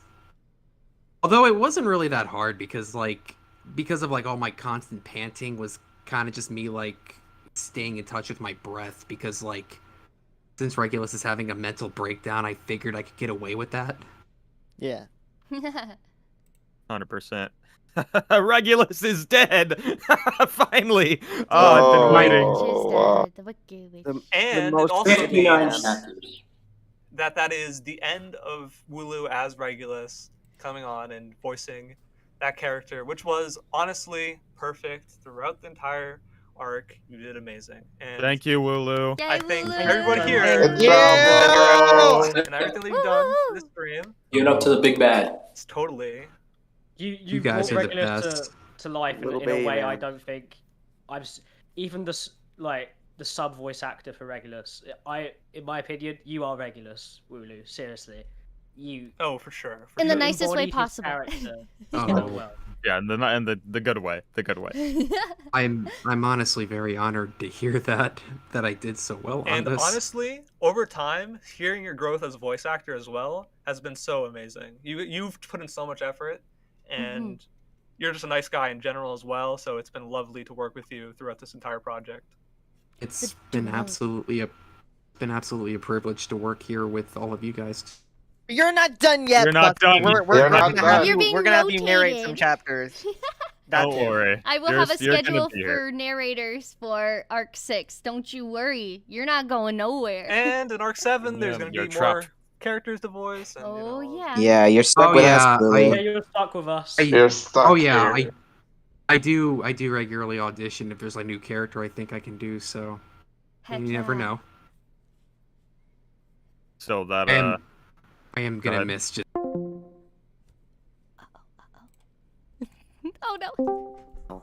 Or we could just like rewrite the entire series so that like Regulus is still Regulus there. is still in it, right? Yeah, exactly. Regulus That is would our be way guy. better. Or we can make a spin-off of Regulus where he creates the civilization underground and actually Yeah. And that story is made in Abyss. There you go. Yep. That is yep. Can I Yeah. ask Oh boy, I can't wait to taste more there's dirt somebody today. shooting. Num num num num. What were you saying, Matt? Oh, I love There's that something good old about water Regulus you mud wanna talk mix. about? What were you saying, Maddie? So the person might have already left, but somebody mentioned how so Regulus being forgettable. Somebody mentioned Pandora maybe making her forget. That's not what happened That's not what because happened. that got No. lifted, that got lifted in Arc 4. So yeah. The Amelia is problem is just that epic. Regulus is so forgettable as a Yes. person. He's so self-important that he pitiful. thinks that, yeah. Yeah. It's so Like, much he more thinks that disrespectful everyone- than being happy that he's dead, just saying, I don't know who you are. The irony is that he'd never be happy. People would just ignore him, and he doesn't want. People would pity him instead, and he didn't want that either. He there was no good route to choose from with him. You want- I don't think I think Amelia probably should have remembered him realistically, but it's not really that big an issue because thematically it doesn't. I mean, she saw him for maybe 5 minutes, right? And then she was frozen for like 100 years. It's just like, you know. Well, she was a kid and she had to run away, and you know. Yeah, yeah. Well, So it's she was- like, She was mainly faced with Pandora. I think. Yeah. in Pandora, her she should have childlike remembered. mind Mhm. is the person that kind of takes up her head. takes her exactly, yeah. That is So the like, enemy that she thinks of when she thinks of avenging what right? happened. Yeah, exactly. She So probably just thinks, "Oh, there was a white-haired guy there. What yeah, did because he do?" Regulus didn't really do anything. Like he Not didn't. to her, no. Yeah, it, not to it her. truly felt like a minion to Pandora in that situation. Yeah. So people I think go a little overboard with trashing on Amelia for not remembering who Regulus is. That's which right. I mean, is- she Stop was the Amelia frozen slander. for like Wait, 100 Matt years. defending Amelia? What? Crazy. I've right? actually never heard this. I've never heard this. This is Everyone interesting should to me. respect. Inscribe it. This is a That is- miracle. Back on the name. That is one thing about Amelia that I will defend. I think people trash on her too much for that, only especially thing. with my Right. memory. That's right. My memory is awful, so I would have forgot about him probably as soon as I ran away. So that entire fight actually ended just there. And what do you think about the fight as a whole? You know, now that I think about it, that entire scene with the conflict going on with Regulus and Amelia and Subaru and stuff like that. How do you feel about that? I love how even in this world where people have insane, overpowered, godlike fantasy powers that have no place in reality, it ends like any fight does, quickly. Yep, very quickly. Speaking of godlike powers, I can imagine in the anime when it gets animated, season 3, Reinhard just like jumping all the way up into the sky and landing on Regulus's back. That's sick. That's really awesome. Regulus I- can Jump literally, good. Regulus, Reinhard can literally walk on clouds. He can literally walk on the moisture in the air. like, So We there's can- a lot of exciting things that There are gonna be a lot of things for season 3 that are gonna be different from what we've been covering. So do be sure of that. So Yeah. I don't think this part changes, but there are certain parts. before the part like 58, for example, there is a very special moment for Amelia that gets added in the light novel. Yes. Oh yeah. Yes. Oh yeah, that's some good I stuff. don't Say actually anything, know what though. that is. Don't say anything. Yeah, I'm not Text me. mentioning. I'm just saying Text there's me. a special moment. Curious. Yeah. All Well, right, I'll send it to you will. sometime. I will. When Reinhard said like I'm good at jumping, I'm not sure if any of you have ever seen Samurai Jack. Yes, I was just Yeah. gonna make that reference, but no one was gonna episode. understand what I was gonna say, so I didn't. I I jump nearly good. pissed myself laughing when they said that line. I was like, oh my god, I I was jump gonna good. say, Reinhardt's taking some cues from Samurai Jack for real. Oh I man, DM'd That was the happen best come show. to- that was like fantastic. That was I watched it amazing. like Yeah. years ago. I have watched it. I just definitely wouldn't have remembered that for sure. Just wish the ending wasn't so Uh, rushed. we don't talk about the ending. Yeah. One thing Strong.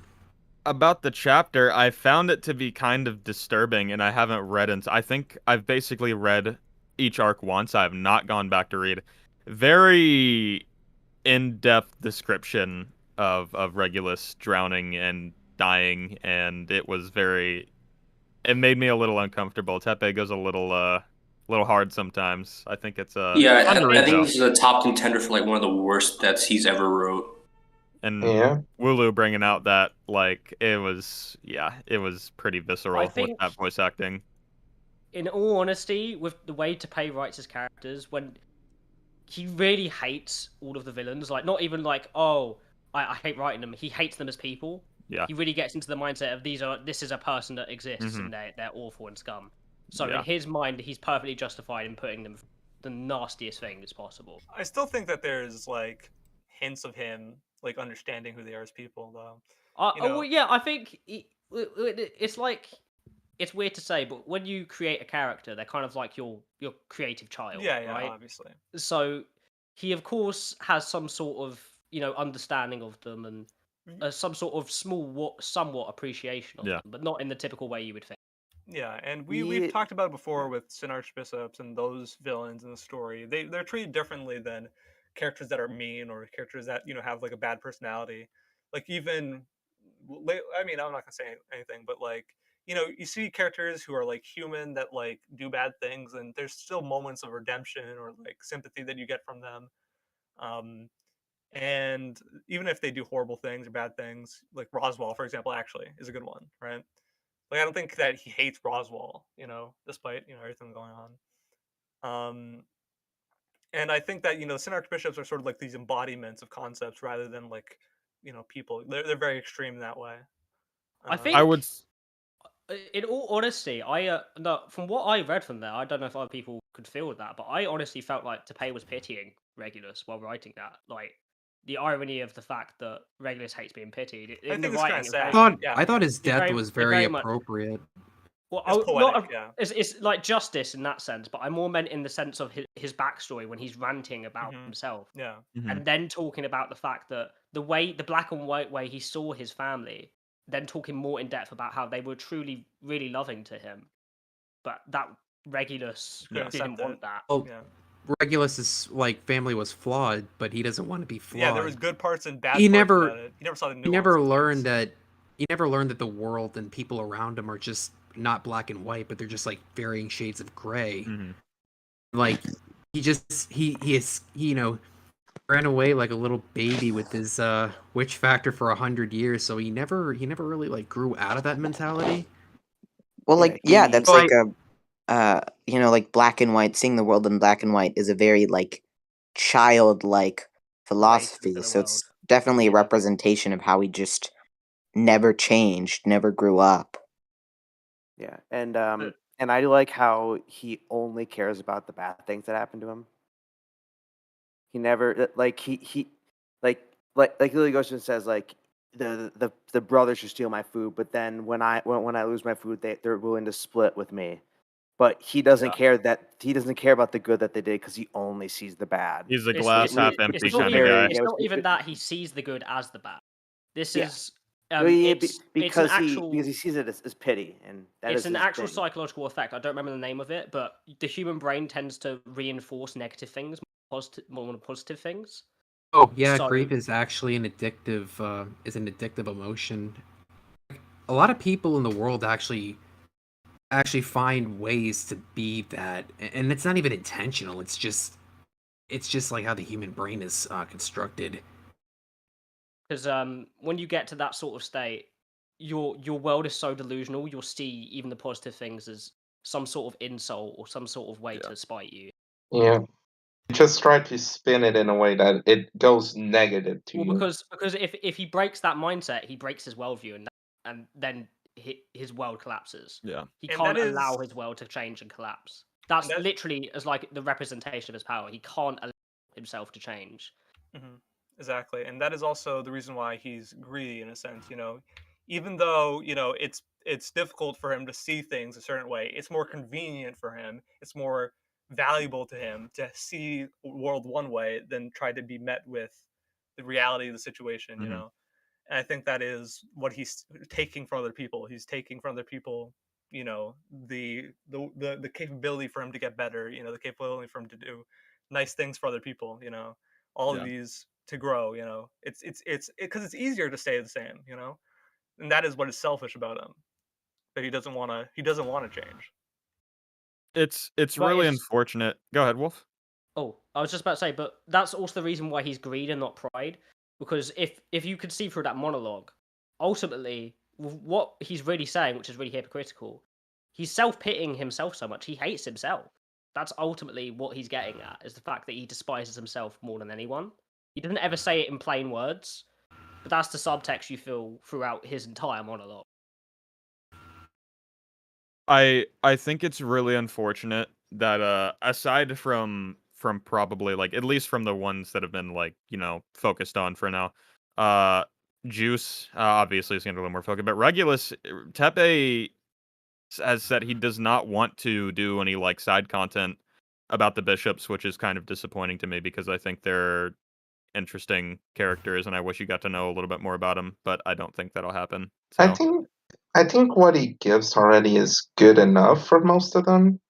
I think it's for good example, enough, but it's just like I wish there were more. It's more of a wishing thing, right? For example, Juice got. Imagine if we didn't have the part Art 4, it would have that. I would be annoyed, but it's understandable. But then we got Art 4, so we don't know if he plans to do anything else with Regulus, even if he said no. So let's just wait for it, I guess. Of course, yeah, no comment on that. But yeah, it's just like at least by the end of the story, it's just like I wish hopefully he writes more about them. But if he doesn't, I think it'll be somewhat disappointing to not learn more about some of them, especially Regulus as well. I think it'd be cool to dive deeper into his character, sort of in the past. But I think we learn enough. But it was just a little side thing. Yeah, because I know we do know one event that he did, which was the city thing. Yeah. Oh yeah, the city. Was that in side story or was that or do we learn about it in the side story or do we learn about it in the main story? I forget. We learned about it in the main story. That should be the main story. Yeah. Was that not implied there when he was talking about his backstory? How like the government was corrupt and everything, and he just sort of wiped that's them a out. separate event. Yeah. Connected to Because his I past. think that he destroyed his hometown, but he destroyed a major city. Yeah. He destroyed literally one in of the most Philosophy, popular I think. cities in the world. Yeah, it gets mentioned as a rumor about the witch cult. If you mention the name of the witch, yeah, that was it. Oh, you did burn down a town. Yeah, that's right. Yeah, exactly. Okay. That's all we get of Regulus for now, though. For now? For now, forever. yeah. Hopefully, yeah. For now or Hopefully forever. forever, yeah.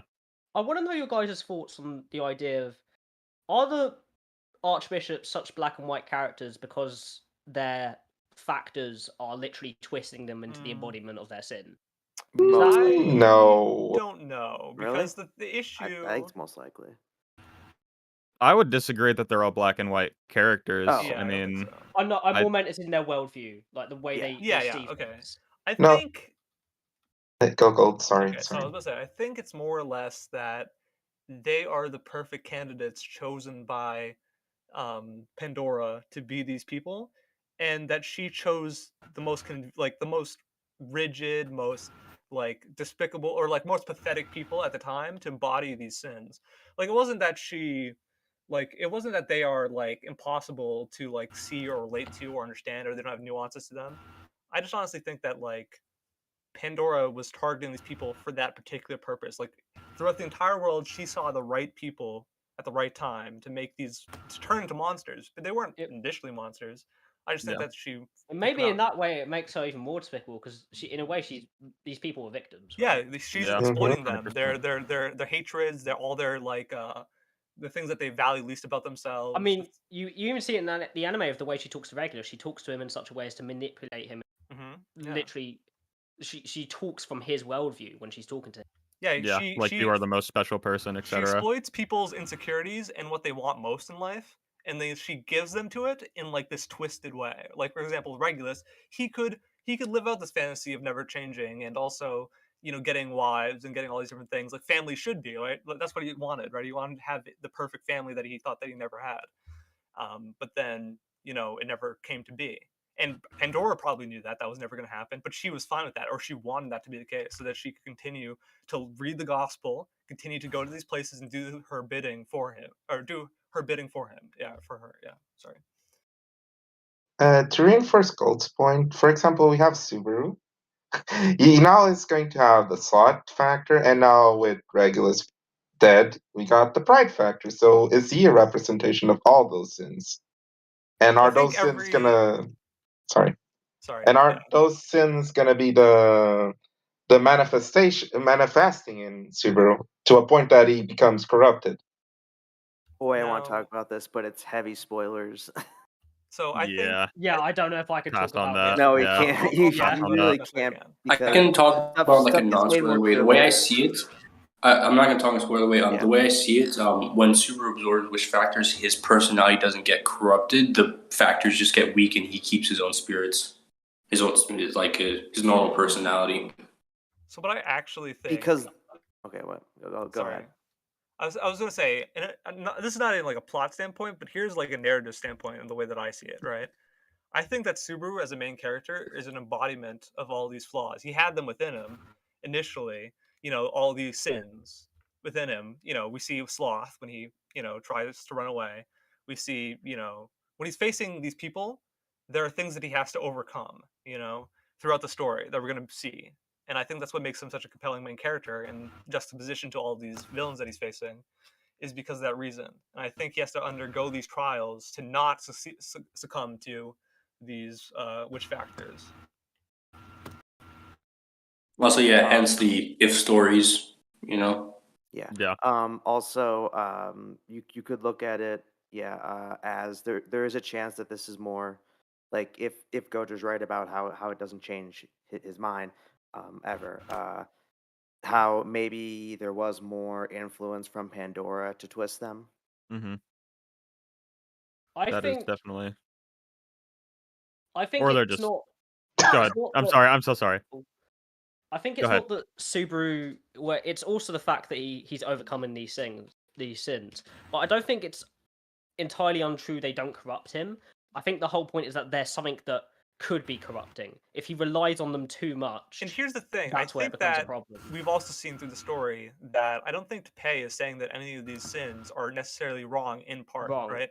It's There's when you parts of over rely. all- It's when exactly. you overindulge, right? Yeah. Yeah. And I think because that's the thing with Geese, right? Like he was too weak to fight in that scenario, so he completely relied on his sloth to fight.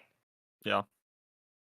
Another theory I was thinking about was maybe that the reason why every time he uses the unseen hand, he has like serious physical repercussions. It isn't because the witch factor is damaging his body. It's because the witch factor is trying to corrupt his mind, and his mind's telling his body like cut it out. It's like a warning signal. That would be an interesting theory as well. Yeah, because the last chapter there, the one before the one that we just read, I think it was stated like that inside him there was like a gleeful sort of something inside him, like as if Beetlejuice have a was mind of their still own. there. Yeah. Yeah. So perhaps that is something like they're there and they want to take over. I think it's really interesting. Or something. I hate when that happens. All right. I guess Chase is going off, so give a round of applause for Chase. By the way, he did. Thank you, Chase, for your help on audio. It's lovely seeing you again. Yeah. See it. Bye. Actually, I think we'll end stream because OBS is disconnecting, and I've been trying to fight it for the past 5 minutes. So I think we'll say our goodbyes here for live. Good, yeah. So thank you everyone for today. And we'll keep you posted on when we do next week's chapter. It's going to be a little trickier because the voice actors we need have very busy schedules this upcoming week, so maybe the week after, but we'll keep you posted when I know. And when I know and post it is when everyone else knows, so please stop DMing me on Discord about when the next chapters are, because I'm going to have to go private if people keep doing that. Okay, thank you very much. Anyways, thank you everyone for today. It will Thank be you for your tweeted, time it will today, be put on the people. server. Trust. Yeah. Yes. Trust. They're on Twitter, top of it. Discord, and I will try to continue with the YouTube community tab as well. I'll do my best. Thank you, everybody. Say bye, Bye-bye. everyone. Bye. Sayonara. Stay friends.